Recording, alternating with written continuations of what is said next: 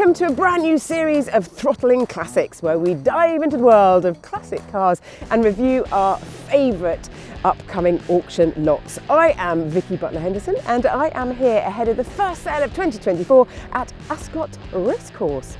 If you are as passionate about classic cars as we are, then hit the subscribe button.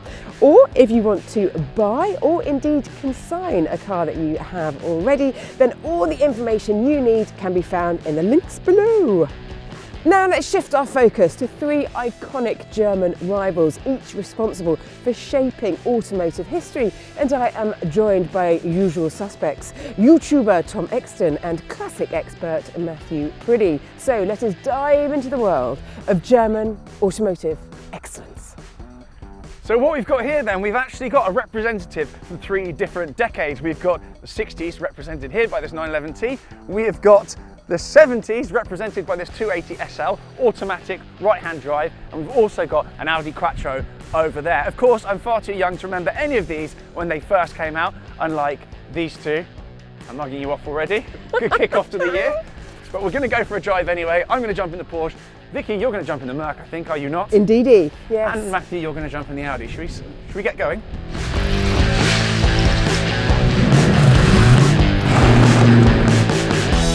First up then is this 1969 Mercedes-Benz Pagoda, the 280 with the automatic gearbox. I think we should jump in and take it swiftly for a drive.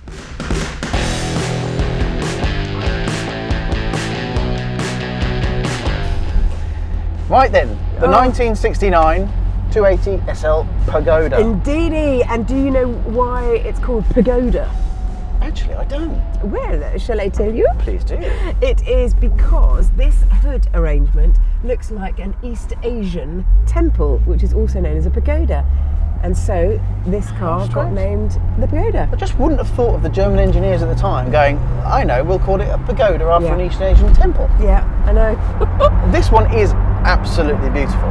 I mean, it's fully restored. It is lovely in here, lovely outside, I must admit. And it is restored by Roger Edwards, a renowned Merc specialist. How important is it to get somebody like him and his team to look after such a car? When you've got a real specialist that understands the cars inside out, and Roger Edwards is particularly good with cars like Pagodas, like I think it's more about the expertise. If you send it somewhere that they're not sure, that it might take twice as much time, they also make mistakes. That's not what Roger Edwards does. And when you've got such a reputation and everyone appreciates the work you do, it naturally adds value to the car, because people just know that the car's been looked after correctly. There's not been any of those mistakes. There's not been any corners cut. So yeah, for this car especially, but for any car, it means a great deal. We see a lot with Porsches and Ferraris, and obviously with Mercedes. The right person, the right invoice just puts a lot of weight behind that car's value. This car hasn't done very many miles, has it? 24,000 miles. 24,000 miles, fully restored, and it is beautiful. Yeah. It's the right car from the collector's point of view, because it's that bigger engine with the automatic gearbox, which makes it perfect for wafting. Oh yes, and boy does this waft. Yeah. This is definitely built for comfort. Yes. And for sort of long, lovely journeys, as opposed to going around attacking corners. And journey for three, of course. It's got this little extra dicky seat, or I think it was keyboard seat it's got it called. I think it also, I've heard it called a mother-in-law seat. You would want your mother-in-law for. Or is there an ejector button then? So how much is this on This estimate? is between about 120 and 140. Okay. Bear in mind, it's well over £100,000 to restore a car to this quality nowadays. Plus, you've got to find a 280 automatic donor car, which is going to cost you in excess of £40,000. You're well in excess of the value of the car very quickly, and you'll have to wait. With this, of course, there's no wait. Instant Gratification as we go into the tunnel. But yeah, lovely car, lovely cars altogether. I think Tom's got his eyes on one actually. Has he now? Yeah, it's maybe that, and maybe a nice villa in the south of France to drive to.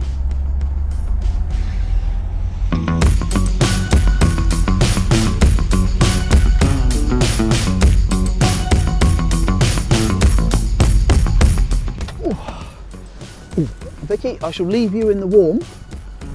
Tom. Hello, how was that? Nice waft? Lovely waft, yes. Good, well I'm glad you were comfortable. I think it's time for something a little bit more exciting now. A bit more spirited. Yes, 911T time.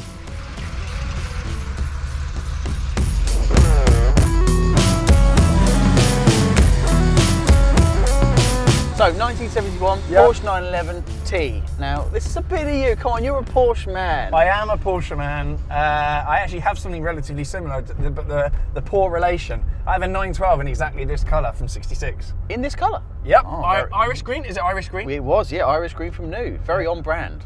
So this car's actually from Japan originally, and Yep. brought over by the client and fully restored.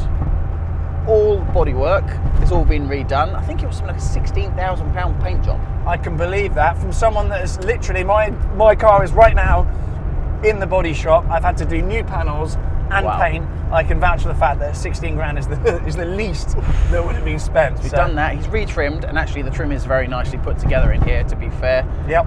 Engine and gearbox remain the same, and in fairness, I've driven it for a couple of days. Engine does pull really well. So Talk then, yeah, range. first the gearbox is has character, let's say.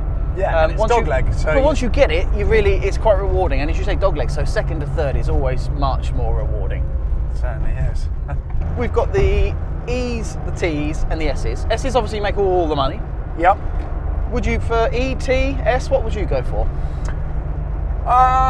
Whatever's cheapest, to be honest with you. Yeah.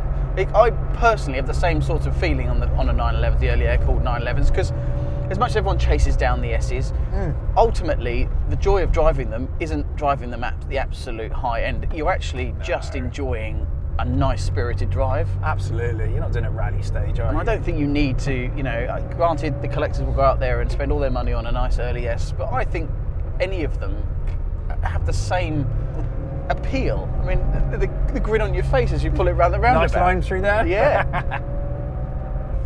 I'm a bit of a sucker, and I get told off for this. But if I buy it as sort of a collector's item, it takes the joy out of using it a little bit, because you think, oh, mileage, blah blah blah. The more valuable something is, it's human nature. You just want to use it less. I'd rather something like a pared back T, something at more reasonable money that I could actually use and not feel guilty or stressed out every time I went to use it. Well, this one, of course, is offered at no reserve. No reserve. Yep, no reserve. So it is the highest bid. Look, granted, any 911, especially restored, is going to have a value, but it does mean that anyone can come along, anyone can bid, and it could be really good value. Equally, it could, based on the fact that it is a lovely restored early air-cooled Porsche, it could go through the roof, of course, but yet genuinely no reserve. I think we think it's probably somewhere between £55,000 and £65,000, maybe a shade more, depending on the day. But real good story there. Yeah, I mean, if you wanted to go and do this yourself and buy an imported car that was a bit of a turd, needed engine work, needed trim work, needed respray, needed panels, I've just been through it, it's 40, 50 grand. Just for the work. Plus the car. And then the donor cars, they're still not cheap. You're not going to pick up a donor car for less than, £35,000 in a half decent state. And that's before you go full engine rebuilds, as you say. It goes silly. So it's right, a lovely price point to own and use. Absolutely. So are you sitting comfortably? I am sitting quite comfortably, actually. I do feel quite cosseted. So these are new Cobra all retrimmed seats, actually. And I did notice this. They're quite lovely and hugging, but still look very classic. I do like that. Of course, the look of the car's perfect. Early air-cooled, rear engine, a lot of backdate stuff trying to recreate this look. The trim's done very well. No, really nice piece of kit. And actually, having said they cost a bomb to restore, actually once you're restored and you're going, you've got a solid car like this, they are kind of peanuts to maintain. I'm a real fan.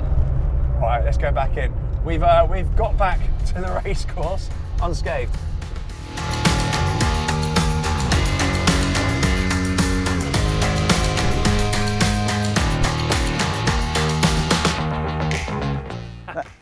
Was a little bit more spirited. Just as it should be. Lovely stuff. You can't beat 60s 911. Nice air-cooled Porsche. Absolutely.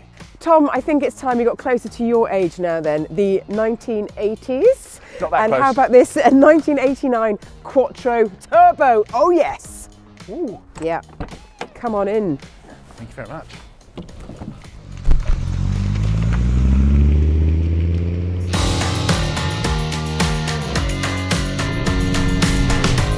Oh Tom, 1989 Audi Quattro, and that 5-cylinder noise is so lovely. Absolutely, you can hear a little bit of turbo whoosh in there. Yeah. It's actually quite similar to even the RS3s and stuff they're putting out these days. It sounds very, very similar. Yeah. So this car, the Quattro, has really got to be right up there in sort of, you know, the automotive worshipping of what's gone on, because Quattro made cars, performance cars, fast and safe. Yeah, game changer. Totally, yeah. Cliche term, but it's actually a game changer. Yeah, it is, exactly. It's such a joy for me to be driving this. I love it. Have you driven one of these before? I have one time, yes. Really? I've never been in one. Have you not? Have No. you not? Oh.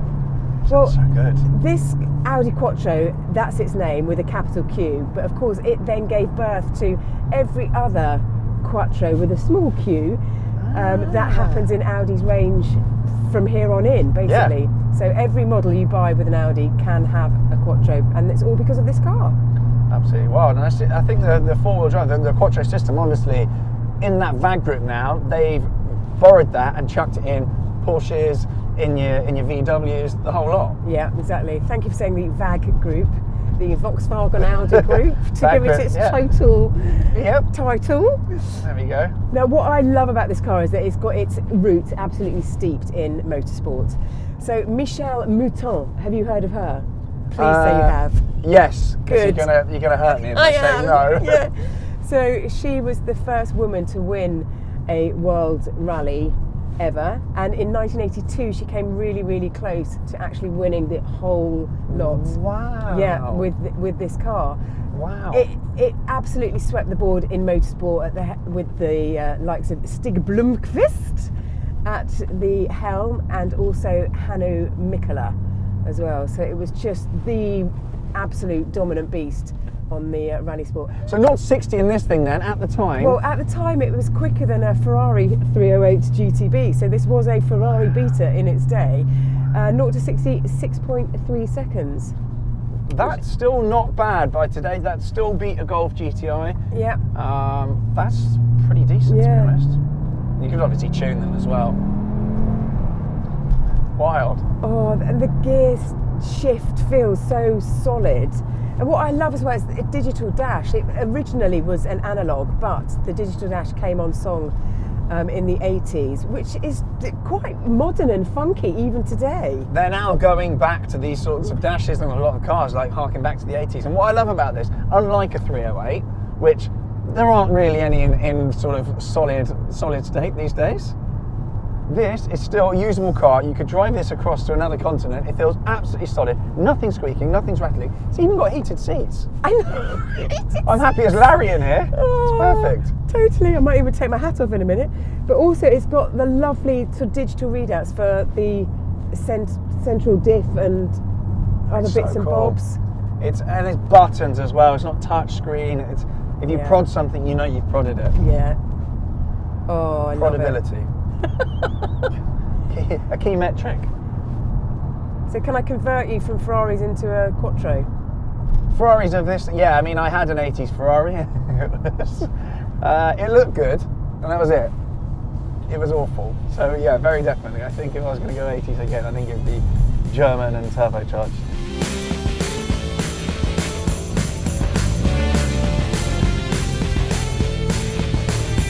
Oh, I'm so jealous. How was that? Really good. Very good. The noise is so lovely. But what's great about all three is they represent proper marker points in the history of cars, and that they are all made with passion.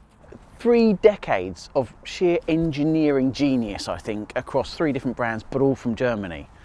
Right, now on this subject, let's just quickly recap about the auction, which closes very soon, but you still do have chance to consign your car should you wish. So if you do, click on the link below or go to the Historics website, of course. And if you are attending, if you want to buy one of these cars, also you can click to buy a catalogue. Tom. As we always end with, if you saw last year's videos, it is time to make sure you're following us across all social media platforms. We're exceptionally busy on pretty much every single platform there is. We have our amazing podcast, which is back for 2024, where we chew things all automotive CUD related, and we also and we are also on Instagram, where you get a sneak peek of the next cars going to the next auction ahead of even being in the catalogue. So it's well worth tuning in on Instagram, and of course finally on YouTube as well, as you're watching us right here. I think that's over and out, is it not? It is. I think it is. Yeah, over and Thank you out. very much. Bye. Bye-bye.